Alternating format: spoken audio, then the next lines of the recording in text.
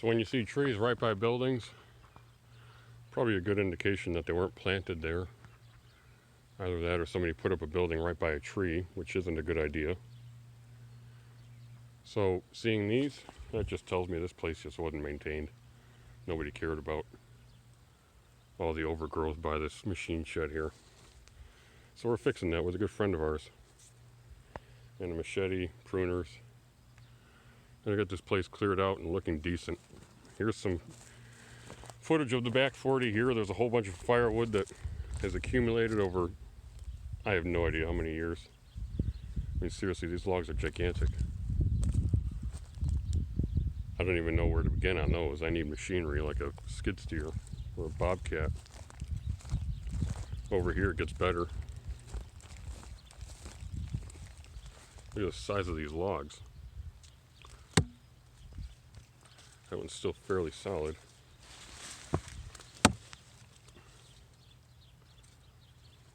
I mean, yeah, here's my axe relative to my hand. I know it's hard to get an idea of scale here, but look at that thing. It's like 3.5, 4 feet in diameter. Tied chains around it with my truck's my best bet. Yeah, so there's a lot of work to do around the farm that really isn't in line with my channel content thus far, which has been like woodworking primarily and cast iron cooking and all that jazz. There's going to be a lot of content that deviates quite a bit from that, so you're going to get a whole lot of Heinz 57 variety out of my channel here, thanks to the new digs. Well, I got your attention here. Let's take a look at something that will be relevant to my past YouTube videos, and that's the woodworking shop. This here 20 by 40 foot is the new woodworking shop that I mentioned in a couple videos ago. So very generous amount of room, especially compared to my woodworking shop at my last house. Still a bunch of junk in here and things that don't belong. I'd love to do a video one day on this, but I don't know when I'm going to get around to it because of all the work I have to do. I don't even have my desktop computer set up yet, but this is that hand crank Acme drill press. I completed the restoration on it, and now I finally have a place to mount this thing, not in this building, because that's for metalworking, so that'll be in our blacksmithing area. Stainless pipe there, and that I got free from work. That's going to be eventually for drafting my coal forge. Bicycles, obviously. This thing I need to get rid of, this Honda motorcycle. I don't ride it anymore, it's taking up space. There's the old radial arm saw. You guys saw a lot of footage on that. This will probably be its final resting place or close to it. Might put it up against this wall because feeding stock in might be hindered by that shelf, which I'm probably going to leave there. This workbench you see here came with the place. And then, yeah, shelving and storage, stuff like that. Place needs to be organized. I still have things here like this 302 V8 from an old vehicle of mine. That needs to go in the garage area. Not contextually relevant to a woodworking shop.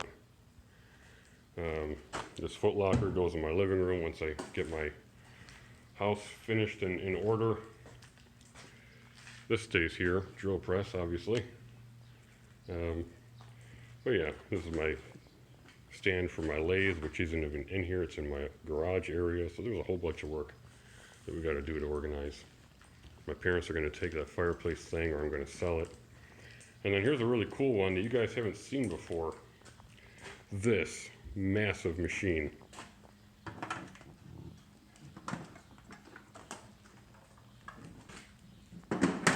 This is called a swing saw. Reliant swing saw, that's the brand name of it. Patented around the turn of the century, and my guess is they did not make an awful lot of them because there is virtually zero information on them at all. There was you go on Google and look it up and you'll find a catalog page from a period catalog from the early 1900s on this thing, and that's, you could find the patent paperwork on it. And that's really all that I found on this specific saw. So very, very little information on them. This thing is, it's got to be about 300 or 400 pounds, probably closer to 400. Um, this was installed at an antique store that I went to back by my parents' place. Um, I was there shopping for woodworking planes Black Friday of 2021, and as I was browsing around, I saw this drop dead gorgeous machine mounted to the wall on those gigantic timbers. I wish I had a tape measure handy so I could measure those things. They're huge. They're like, I don't know, 4 by 12 or something like that. They're massive timbers. You can't buy anything like that these days. Mounted on those up against a concrete wall in the basement of this antique mall. The antique mall was very obviously in a historic building, downtown LaGrange, Illinois, which is actually the city I was born in. And yeah, when I saw this thing, fell in love with it. And I called the store up a couple days after I got out of there, asked for the building manager, and didn't get in touch with him, but I left a voicemail with him. Said I was interested in the saw and, you know, like to take a look at it, learn any information he has on it, and then, you know, make an offer and buy the thing off of him. Well, I didn't hear jack until, what was it, April of this year? So 3 months ago, ballpark. And that was obviously before I started looking into houses to buy this place. I just had my garage in town in Janesville. So I really didn't have a good place to put it, but damn it, I wanted it. So finally I got a text from this guy, and he, you know, asked me to make an offer on the thing. Said that he'd part with it, no problem. So offered him $500, which I thought was pretty reasonable for a machine that's frankly in perfect condition. It's been very obviously permanently mounted in that place since it was bought, likely brand new. So it's been there for 100 years in the basement of that antique mall. Went out there with a friend of mine who has a lot of experience in moving heavy machinery. He's a retired elevator mechanic. Took my truck out there, and this friend of mine, he had some tools. The posts there were mounted to the concrete wall and ceiling, so we brought all the tools to get that thing taken apart. Brought the thing down with a chain hoist, put it on carts, eventually got it into the back of my truck, and got it to my place in Janesville. And yeah, I had no plan on how the heck I was going to mount the thing. I was going to hang on until I found a place that I could put it. And I'm finally at that place. So, like I said, it's called a swing saw. It pivots. This yoke pivots here and here, belt driven by it was like a 3-inch by 96-inch belt. Gargantuan motor. I mean, my hand for scale. The thing's huge. And it goes to, I think I measured a 12-inch blade. And the idea is this thing is upside down right now. So it's really, in essence, a predecessor to the radial arm saw. Radial arm saw wasn't invented until, I don't know, 1930s maybe. This came before.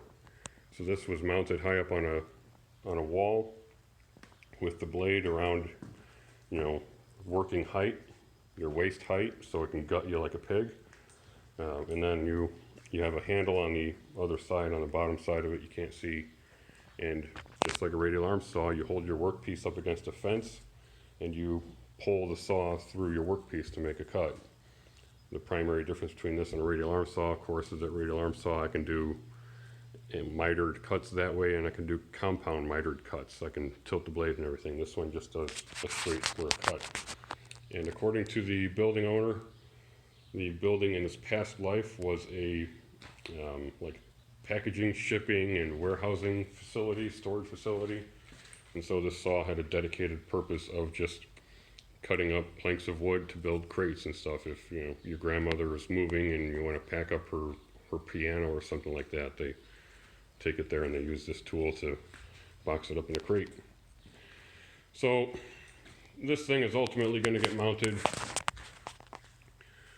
in that area up against that wall. And the timbers will be mounted to the concrete, and I'll have a fence set up along this wall so I can feed in, you know, timbers and boards and whatnot to cut wood and put the thing back to use, because it's been sitting unemployed for who knows how many decades. So anyway, I'm gonna call it there. Probably enough for a video for now. I gotta get back to work. Yeah. Hope you guys enjoy, and I hope you look forward to the whole mess of content that I've got coming up. So we're gonna have to figure out how video editing and uploading videos is gonna work out, because I do not have a cable internet connection here out in the country. I had one at my last residence, and so uploading videos was no problem at all. But yeah, I don't have that ability here. So I'm running everything off of my phone, and my phone service isn't fantastic. Limited to 150 gigs per month, which should be reasonable. It should work, but I don't know what upload speeds are going to be.